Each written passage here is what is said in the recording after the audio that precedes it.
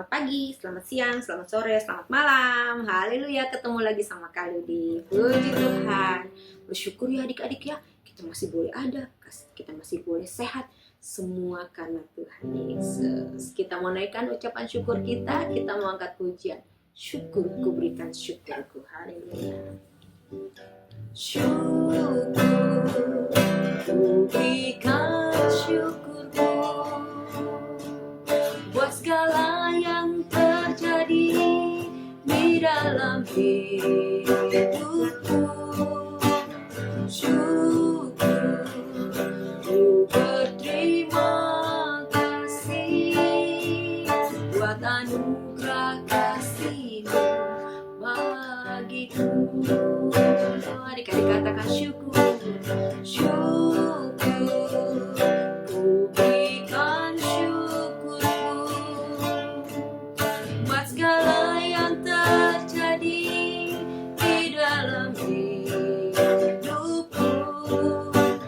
Syukur, ku berterima kasih buat anugerah kasih-Mu bagiku. Sekali lagi katakan syukur, ku berikan syukurku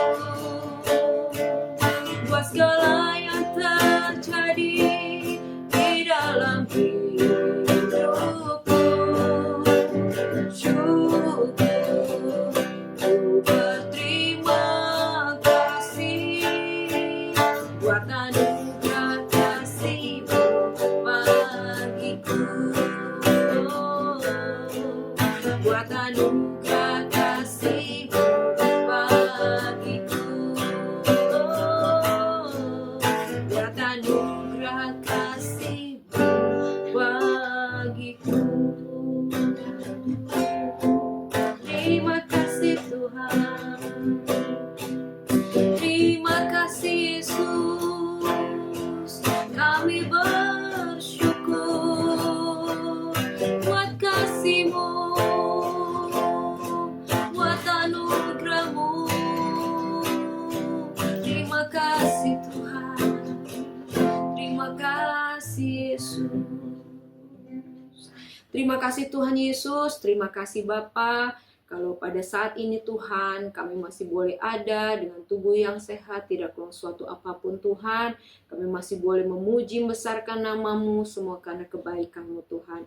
Karena itu Bapa, biarlah kiranya kami naikkan ucapan syukur kami melalui pujian pada saat ini Tuhan Yesus. Kami masuk hadirat-Mu lebih lagi Tuhan. Terima kasih Tuhan, terima kasih. Kami memulaikan ibadah kami di dalam nama Tuhan Yesus Kristus. Haleluya. Amin. Haleluya. Puji Tuhan adik-adik. Siapa yang senang saat ini? Banyak tangan-tangan yang terangkat pastinya ya. Karena Tuhan Yesus sangat baik. Kita senang jadi anak Tuhan. Happy ya ya ya. Happy ya ya ya. Happy ya ya ya. Happy ya ya ya. Saya senang jadi anak Tuhan.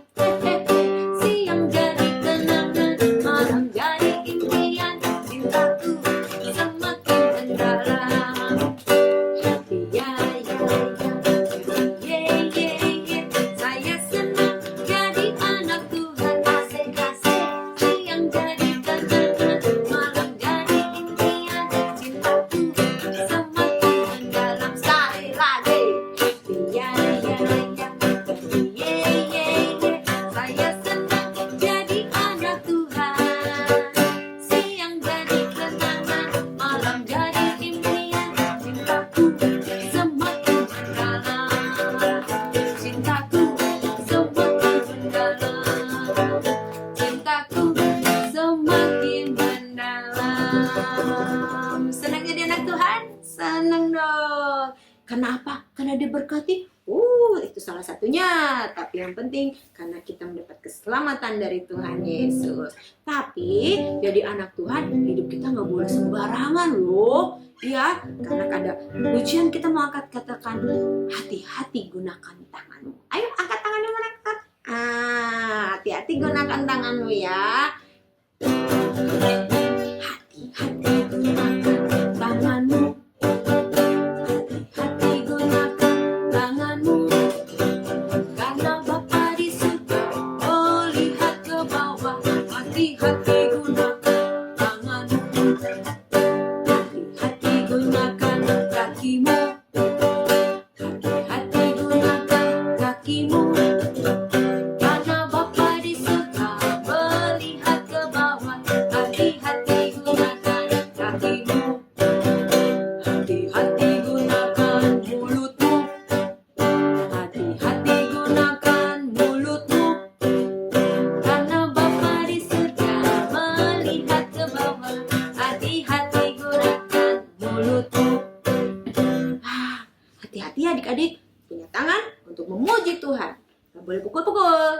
punya kaki untuk memuji Tuhan, bukan untuk tendang-tendang. Punya mulut untuk memuji Tuhan, bukan untuk berkata-kata. Oke, kita mau angkat pujian ini sekali lagi. Hati-hati gunakan tanganmu. Hati-hati gunakan tanganmu. Karena Bapa di surga melihat ke bawah. Hati-hati gunakan tanganmu. Hati-hati gunakan kakimu. Hati-hati gunakan kakimu. Karena Bapa di surga melihat ke bawah. Hati-hati gunakan kakimu. Hati-hati gunakan mulutmu. Amin. Hati-hati gunakan mulutmu. Amin. Karena Bapa di surga melihat ke bawah. Hati-hati gunakan mulutmu. Hati-hati gunakan mulutmu. Amin. Hati-hati gunakan mulutmu. Amin. Karena Bapa di surga melihat ke bawah. Hati-hati gunakan mulutmu. Karena Bapa di surga melihat ke bawah. Hati-hati gunakan mulutmu.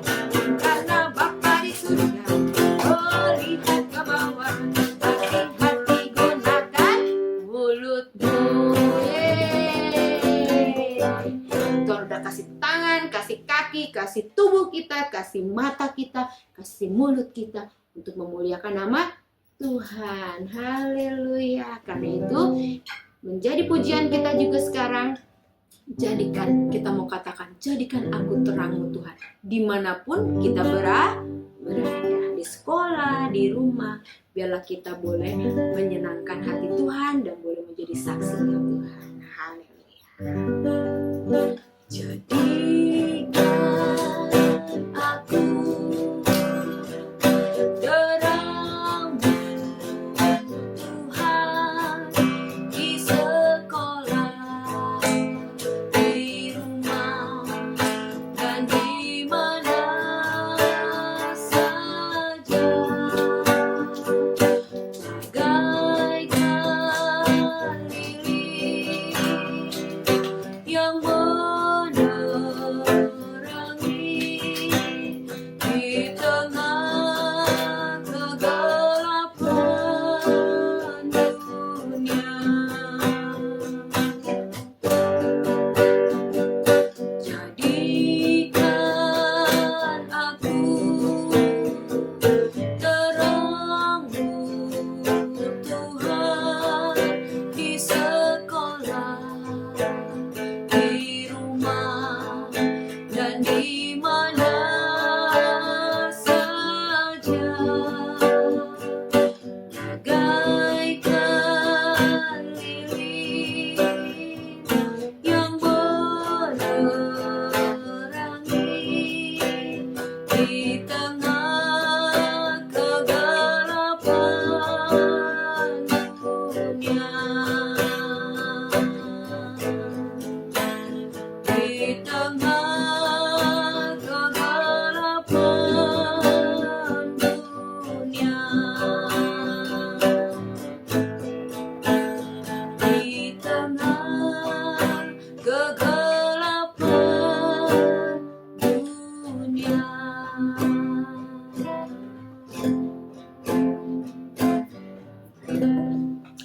Benar Tuhan, ini menjadi doa kami mau jadi terang-Mu dimanapun kami berada Tuhan Yesus. Karena itu Bapa, biarlah kiranya perlengkapi kami dengan kebenaran-Mu Tuhan Yesus. Ajar kami, didik kami, bentuk dan baharui kami melalui kebenaran firman-Mu yang akan disampaikan oleh kakak kami Tuhan Yesus.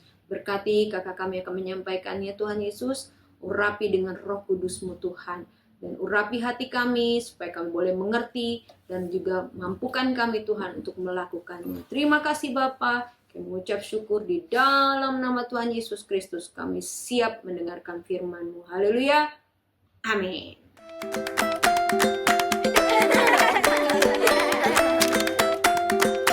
Shalom adik-adik, selamat sore. Apa kabarnya nih?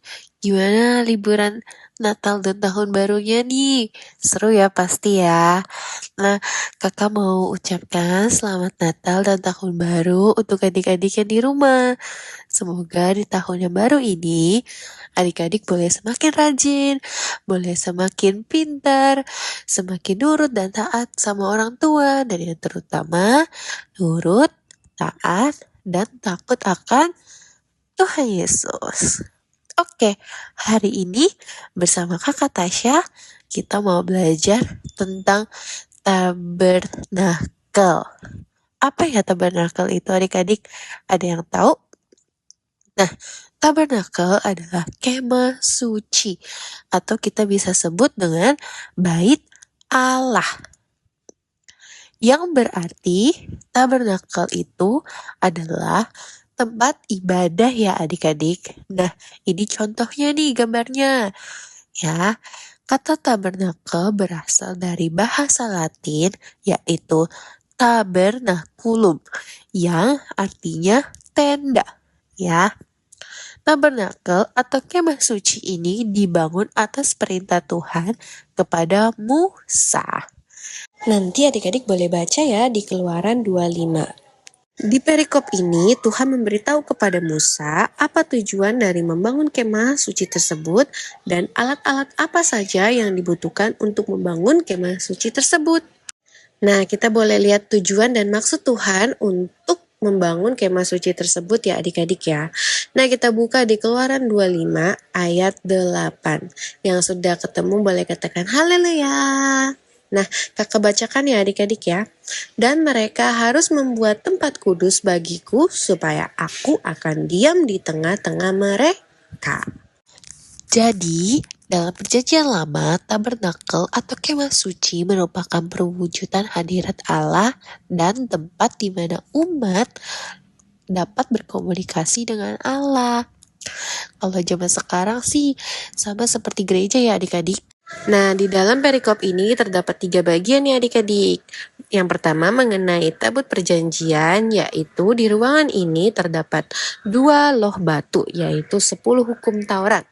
Dan di ruangan ini adalah ruangan yang paling kudus karena kita bisa berkomunikasi langsung dengan Tuhan. Yang kedua adalah mengenai meja roti sajian.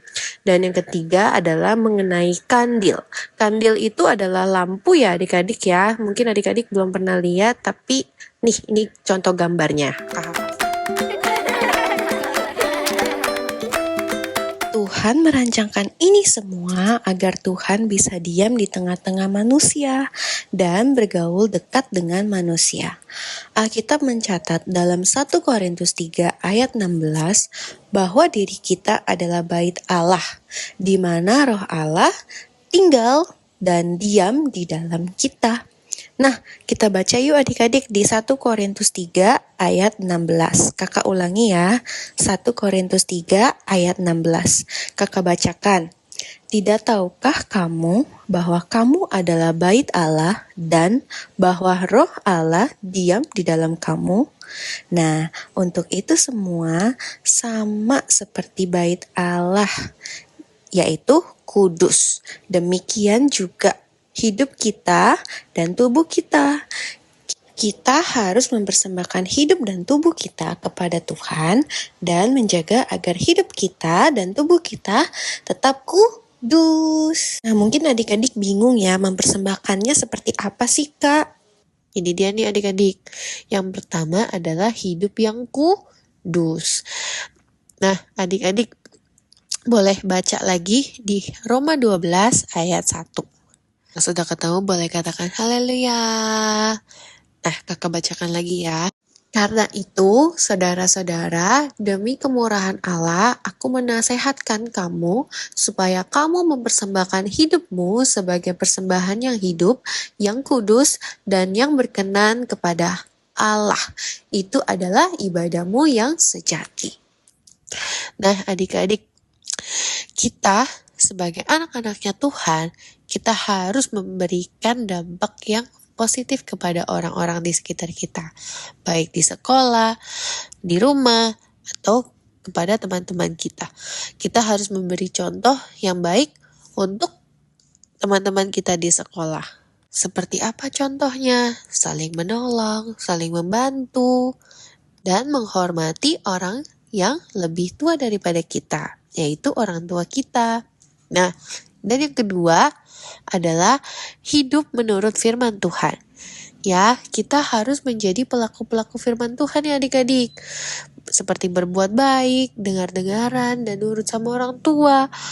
Kalau Tuhan Yesus berkata tidak di dalam firman Tuhannya, ya adik-adik harus ikuti. Dan sebaiknya kita meminta pimpinan Roh Kudus untuk menyertai kita dan menuntun kita untuk tetap di jalannya Tuhan.